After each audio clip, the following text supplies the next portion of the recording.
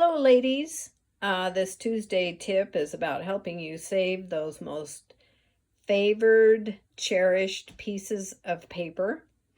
And just some quick little tips. You probably already know these and maybe not, but for cards, I just wanted to show you this quick little paper saving process that I'll do occasionally.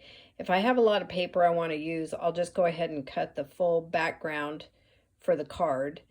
If I'm running short and it's like a mix-in pack or something that I want to stretch as far as possible, I will measure this inside width and then determine the strips that I need, and then I will just cut those pieces, and it saves you from using up paper that you're not going to see in the back.